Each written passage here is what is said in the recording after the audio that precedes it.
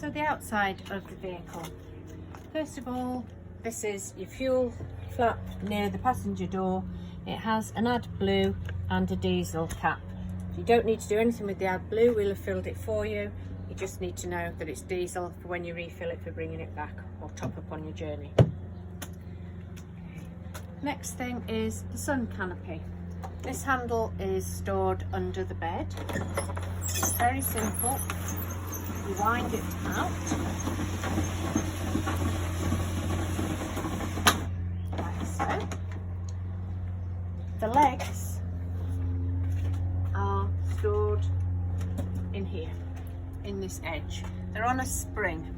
So you press them in and then release it out.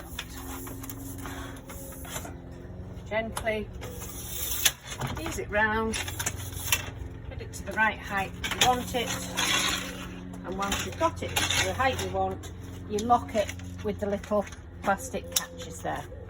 There are pegs to push it into the ground, and there's flooring to put underneath it, under the bed at the back of the vehicle. Okay. Put it away. Same in reverse. Put the leg down. Oops. You do just have to kind of jiggle a little bit just to get them in. And then push. Remember, it clips on here. So the foot's at the bottom, it's just on the spring. Make sure it's caught in properly. And then simply wind it the other way. Please remember not to use the sun canopy if it's particularly windy or if it's very rainy, because it'll fill up with rain if it's too heavy and rip it. Okay. And then just unhook it like that. I forgot to say when we were inside, when you want to lock the door at night, just press the handle in and that makes the door locked. Okay. This one is your gas barbecue point. If you brought the gas barbecue with you, you just attach it, take the bung off and plug it in there. Moving round to the back of the vehicle, the bike rack, 2 bike rack on this one, and up at the top you can see your reversing camera that I showed you earlier. This is just the exhaust from the boiler. A selection of boxes here I've opened up already. Make sure you keep them locked when you're going to drive off anywhere so they don't flap open. When you go in the motorhome, you will have 2 bottles of gas every time. One will be part used, one will be brand new. There's a little sheet here telling you how to change the gas bottle should you finish one. The main thing to remember is it's left-hand thread. So to change it, you turn it off at the top. You'd use the spanner to disconnect the bolt here. You remove the plastic bung on the new one, reattach it, open it up, and then on this one it's got a special safety feature, which is this. You have to press this to prime it to get the gas to work. If you don't press it, it will not work. You'll hear it ping. It's got a ball bearing in it, and it releases the gas so it can work. This is under the bed. I showed you all the things earlier. There's your flooring, there's your sign, toilet chemical stored in there, and your freshwater hose. To refill your freshwater tank, simply take the cap off, put your hose in and wait until you can hear when it's full, but it'll dribble out just before it's very full. It'll dribble out from underneath from an overflow.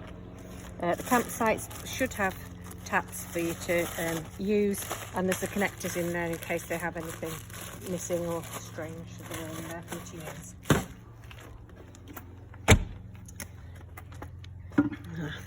This is your freshwater drain. You shouldn't need to use this, but you just need to know where it is in case.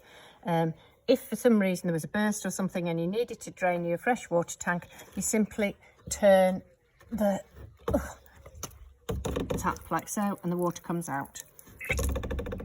If both holes are lined up together, it's closed. Mains electric. 3 holes, 3 pins. Attach it into the post at the campsite first of all, and then attach this on. Make sure you push it right the way on, because just like if a plug isn't in a socket at home, if it isn't all the way on, it won't connect and you won't have any mains power.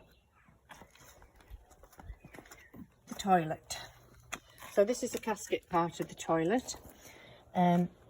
First of all, to get it out, you need to just lift and then pull. It should pull out very easily. If it seems to be stuck, it's because the handle inside that you slide backwards and forwards at the front of the toilet isn't in the right position. It needs to be fully closed. If it's closed, this will pull out easily. When it's full, this is quite heavy, so it does have a handle and wheel, so you can wheel it across to empty it. Most campsites have a chemical toilet disposal point, often an old toilet concreted into the ground.